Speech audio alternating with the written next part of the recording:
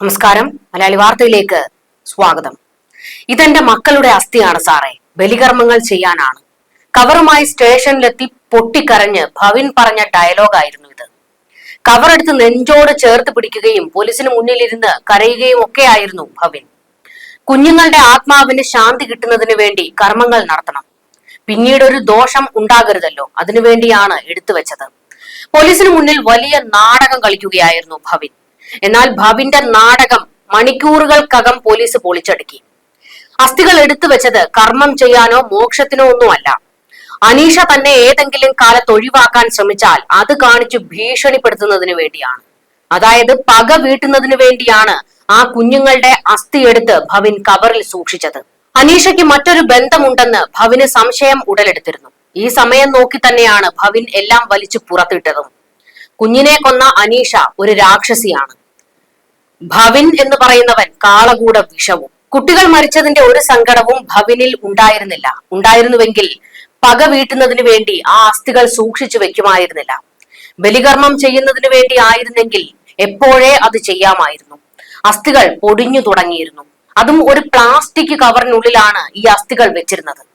കർമ്മം ചെയ്യാനുള്ള അസ്ഥി ഒരു കുടത്തിലാക്കി പട്ടുതുണി കൊണ്ട് മുകൾ ഭാഗം മൂടിയാണ് വെക്കാറുള്ളത്. പക്ഷേ ഇത് പ്ലാസ്റ്റിക് കവറിൽ വെറുതെ എടുത്തു വെച്ചിരിക്കുകയായിരുന്നു. പ്രസവിച്ച ഉടനെ കുഞ്ഞ് മരിച്ചെന്ന അനീഷ പറഞ്ഞത്. അതുകൊണ്ട് ആരും അറിയാതെ ഞാൻ മറവ് ചെയ്തു. രണ്ടാമത്തെ കുഞ്ഞിനെ കൊന്നതാണെന്ന് അറിഞ്ഞിരുന്നില്ല എന്നാണ് ഭവിൻ പറയുന്നത്. എന്നാൽ ഇയാൾക്കും ആ സത്യങ്ങൾ അറിയാമായിരുന്നിരിക്കണം. കാരണം കുട്ടികളെ വേണമെന്ന് ഭവിനും താല്പര്യമുണ്ടായിരുന്നില്ല. അനീഷയെ കല്യാണം കഴിച്ചു കൂടെ താമസിക്കണം എന്ന ചിന്തയാണ് അയാൾക്കുണ്ടായിരുന്നതെങ്കിൽ അവൾ ഗർഭിണിയാണ്, ഞങ്ങളുടെ കല്യാണം നടത്തി തരണമെന്ന് എന്തുകൊണ്ട് അനീഷയുടെ വീട്ടിലെത്തി ഭവിൻ പറഞ്ഞില്ല? അനീഷയുടെ വീട്ടുകാർ ഈ ബന്ധം അംഗീകരിച്ചിരുന്നില്ല. അംഗീകരിപ്പിക്കാൻ പറ്റിയ അവസരമായിരുന്നു അനീഷ ഗർഭിണിയായ ആ അവസരം.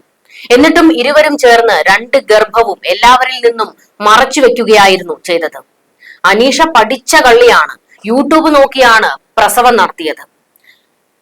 വയറ് വീർത്തിരിക്കുന്നതും താൻ ഗർഭിണിയാണെന്ന് ആരും അറിയാതിരിക്കാൻ കട്ടിയുള്ള തുണികൾ കൊണ്ട് വയറ് വരിഞ്ഞു മുറുക്കി കെട്ടിയിരുന്നു. പോരാത്തതിന് ഇറുകിയ ഡ്രസ്സുകളൊന്നും ഇടാതെയുമായി. ലൂസ് ആയിട്ടുള്ള ഡ്രസ്സുകൾ ഇട്ടുകൊണ്ടായിരുന്നു പിന്നീട് അനീഷ പുറത്തിറങ്ങുമ്പോഴൊക്കെ പോയിരുന്നത്. അതുകൊണ്ട് വലിയ സംശയം ആർക്കും തോന്നിയില്ല. എന്നാൽ ഈ വീട്ടിലുള്ള അമ്മയും സഹോദരനും പോലും അനീഷ ഗർഭിണിയായിരുന്നത് അറിഞ്ഞില്ല എന്ന് പറയുമ്പോഴാണ് ഞെട്ടലുണ്ടാകുന്നത്. പോലീസ് കൂടുതൽ നടപടികൾ തുടങ്ങിയിരിക്കുകയാണ്. അതിന്റെ ഭാഗമായി ഈ കുഞ്ഞുങ്ങളെ കുഴിച്ചു മൂടിയ സ്ഥലത്തെത്തി ആ കുഴികൾ തുറന്ന് പരിശോധിക്കുന്ന നീക്കത്തിലേക്ക് പോലീസ് ഇപ്പോൾ എത്തിയിട്ടുണ്ട്. കുഞ്ഞുങ്ങളെ കൊന്നു കുഴിച്ചു മൂടിയ സംഭവം പുറത്തെത്താൻ കാരണമായത് യുവാക്കൾ തമ്മിലുള്ള ബന്ധം തകർന്നത് തന്നെയാണെന്ന് പോലീസും സ്ഥിരീകരിച്ചിട്ടുണ്ട്. രണ്ടാമത്തെ കുഞ്ഞിനെ കൊലപ്പെടുത്തി കുഴിച്ചിട്ടതോടെ എല്ലാം അവസാനിച്ചുവെന്നാണ് അനീഷ കരുതിയത്. പതിയെ ഭവിനെ ഒഴിവാക്കാൻ വഴികൾ തേടുകയും ചെയ്തിരുന്നു. എന്നാൽ ആ സ്ത്രീക്ക് പിഴച്ചത് കുഞ്ഞ് മരിച്ച് 8 മാസത്തിന് ശേഷം കുഞ്ഞിന്റെ അസ്ഥി കർമ്മങ്ങൾ ചെയ്ത് കടലിൽ നിമജ്ജനം ചെയ്യാമെന്ന് പറഞ്ഞ് ഭവിൻ വാങ്ങിയതോടെയാണ്. എപ്പോഴെങ്കിലും പിരിയേണ്ട ഘട്ടമുണ്ടായാൽ ഇതുപയോഗിച്ച് ഭീഷണിപ്പെടുത്താൻ വേണ്ടി തന്നെയാണ് ഭവിൻ ഈ കളി കളിച്ചത്. ലാബ് ടെക്നീഷ്യനായി ജോലി ചെയ്യുന്ന അനീഷ കുറച്ചു കാലമായി ഭവിനുമായി അകൽച്ചയിലായിരുന്നു. പെൺകുട്ടി മറ്റൊരു വിവാഹത്തിന് ഒരുങ്ങുന്നു എന്ന സംശയത്തിൽ ഭവിൻ ഫോണിലൂടെയും നേരിട്ടും നിരന്തരം ഭീഷണിപ്പെടുത്തിയിരുന്നതായി പോലീസ് വ്യക്തമാക്കിയിട്ടുണ്ട്. ശനിയാഴ്ച രാത്രി അനീഷയെ ഫോണിൽ വിളിച്ചപ്പോൾ തിരക്കിലായതാണ് ഭവിനെ പ്രകോപിപ്പിച്ചത്. ഇതോടെ മദ്യലഹരിയിലായിരുന്ന ഭവിൻ വീട്ടിൽ സൂക്ഷിച്ച അസ്ഥി ഒരു കവറിലാക്കി പുതുക്കാട് സ്റ്റേഷനിലെത്തിയത്. യുവതി മറ്റൊരു വിവാഹം കഴിക്കാൻ പോകുന്നുവെന്ന സംശയങ്ങൾ പ്രശ്നങ്ങൾ കൂടുതൽ ഗുരുതരമാക്കിയത്. രണ്ടാമതൊരു ഫോൺ അനീഷ ഉപയോഗിച്ചിരുന്നു. ഇതും ഇയാൾ പലതവണ വിലക്കിയിരുന്നു. യുവതി മറ്റൊരു ഫോൺ ഉപയോഗിച്ചിരുന്ന കാര്യം ജനുവരിയിലാണ് ഭവിൻ മനസ്സിലാക്കിയത്. ശല്യമായപ്പോൾ മനഃപൂർവ്വം അകലുകയായിരുന്നുവെന്ന് അനീഷ പോലീസിനോട് വെളിപ്പെടുത്തിയിട്ടുണ്ട്. ബന്ധത്തിൽ നിന്ന് യുവതി ഒഴിഞ്ഞു മാറിയാലോ വിവാഹത്തിന് വീട്ടുകാർ സമ്മതിക്കാതിരുന്നാലോ തന്റെ കുട്ടികളെ പ്രസവിച്ചു എന്നതിനുള്ള തെളിവാണ് അസ്ഥിയിലൂടെ ഭവിൻ ശേഖരിച്ചതെന്ന് പോലീസ് കരുതുന്നു. അടുത്തിടെയായി പെൺകുട്ടിയോട് ക്ഷമ പറയുന്ന തരത്തിൽ ഇയാൾ സംസാരിക്കുകയും ഒക്കെ ചെയ്തിരുന്നു. എന്നാൽ ശനിയാഴ്ച നിരന്തരം ഭവിൻ അനീഷയെ വിളിച്ചിട്ടും ഫോൺ എടുക്കാതെ വന്നതോടെ പിന്നീട് ഇരുവരും തമ്മിൽ ഇത് തർക്കത്തിൽ കലാശിക്കുകയായിരുന്നു.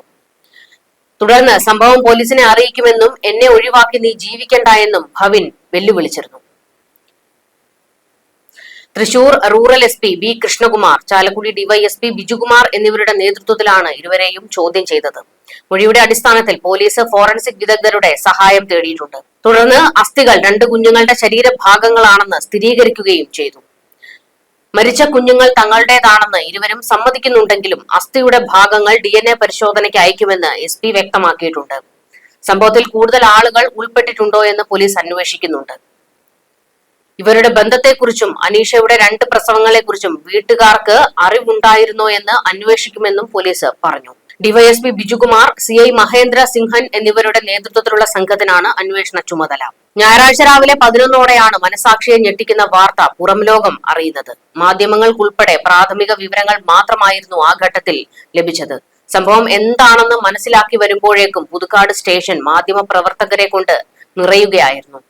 പ്രതികളെ സ്റ്റേഷനിൽ ചോദ്യം ചെയ്യുമ്പോൾ ചാനൽ ക്യാമറകൾ പുറത്ത് കാത്തു നിൽക്കുകയായിരുന്നു. ഇതിനിടെ കൊലപാതകവുമായി ബന്ധപ്പെട്ട് പല അഭ്യൂഹങ്ങളും പുറത്തു വന്നു. ഭവിനെയും അനീഷയെയും 2 മുറികളിലായി ഇരുത്തിയാണ് ആദ്യം ചോദ്യം ചെയ്തത്. ഇടയ്ക്കിരുവരെയും ഒന്നിച്ചിരുത്തി ചോദ്യം ചെയ്യാനായി സ്റ്റേഷനിലെ മറ്റൊരു മുറിയിലേക്ക് മാറ്റുമ്പോൾ പുറത്തുനിന്ന് ചിത്രമെടുക്കാൻ മാധ്യമങ്ങളുടെ കൂട്ട ഇടിയായിരുന്നു അവിടെ. മുഖം മറച്ച് ചുറ്റും പോലീസുകാരുടെ അകമ്പടിയിലായിരുന്നു പ്രതികൾ ഉണ്ടായിരുന്നത്. 11:30ഓടെയാണ് Thrissur rural SP B Krishnakumar സ്റ്റേഷനിലെത്തി മറ്റു കാര്യങ്ങളിലേക്ക് കടന്നത്. മാധ്യമപട അപ്പോഴും വളഞ്ഞുവെങ്കിലും ഒന്നും പറയാതെ അദ്ദേഹം സ്റ്റേഷനിലേക്ക് കയറി പോകുകയായിരുന്നു. പിന്നാലെ ഫോറൻസിക് വിദഗ്ധരുടെ സംഘമെത്തി. സംഭവത്തിൽ വ്യക്തത വന്നതോടെ മാധ്യമങ്ങളുമായി സംസാരിക്കാൻ SP-യുടെ നേതൃത്വത്തിലുള്ള സംഘം തയ്യാറായത്. കേസിന്റെ വിവരങ്ങൾ പുറം ലോകം അറിഞ്ഞത് SP-യുടെ പത്രസമ്മേളനത്തിലൂടെയായിരുന്നു. പ്രതികളായ ഭവിനെയും അനീഷയെയും 2 സംഘങ്ങളായി വീടുകളിൽ തെളിവെടുപ്പിനെത്തിച്ചിരുന്നു. അനീഷയെ വെള്ളിക്കുളങ്ങര നൂലുവള്ളിയിലെ വീട്ടിലും ഭവിനെ ആമ്പല്ലൂരിലെ വീട്ടിലും എത്തിച്ചാണ് തെളിവെടുപ്പ് നടത്തിയത്. അനീഷയുടെ മൊഴിപ്രകാരം ആദ്യത്തെ കുട്ടിയെ കുഴിച്ചിട്ട ഭാഗത്ത് പോലീസ് സംഘം എത്തിയിരുന്നു. അനീഷയെ എത്തിക്കുന്നതറിഞ്ഞ് വലിയ തോതിൽ നാട്ടുകാരും പ്രദേശവാസികളും ഒക്കെ തന്നെ എത്തുകയും വലിയൊരു കൂട്ടം തന്നെ അവിടെ ഉണ്ടാകുകയും ചെയ്തു. ഇതിനുശേഷമാണ് ഭവിനെ ആമ്പല്ലൂരിലെ വീട്ടിൽ തെളിവെടുപ്പിന് എത്തിച്ചത്. 2ാമത്തെ കുട്ടിയുടെ മൃതദേഹം അനീഷ എത്തിച്ചതും മറവ് ചെയ്തതും പ്രതി വിവരിച്ചു കൊടുത്തു. വീടിന് പിറകിലെ തോട്ടത്തിലാണ് കുഴിച്ചിട്ടത്. ഇരുവരെയും ഉടൻ തന്നെ കോടതിയിൽ ഹാജരാക്കും. അതിനു മുൻപാണ് ഇപ്പോൾ ഈ കുഞ്ഞുങ്ങളെ മറവ് ചെയ്ത കുഴി തുറന്ന് പരിശോധന നടത്തുന്നത്. കുഞ്ഞിനെ അനീഷ കൊന്നിട്ടുണ്ടോ എന്ന കാര്യങ്ങൾ ഒന്നും തന്നെ അറിയില്ല എന്നാണ് അനീഷയുടെ അമ്മ മാധ്യമങ്ങളോട് പ്രതികരിച്ചത്. ഇരുവരും തമ്മിൽ അടുപ്പമുള്ള കാര്യം അറിയാമായിരുന്നു. വീട്ടുകാർക്ക് ഇഷ്ടമില്ലാത്തതിനാൽ അനീഷയ്ക്ക് ഇയാളുമായി ബന്ധമില്ലെന്നാണ് കരുതിയതെന്നും അമ്മ വെളിപ്പെടുത്തി. ന്യൂസ് ഡെസ്ക് മലയാളി വാർത്ത.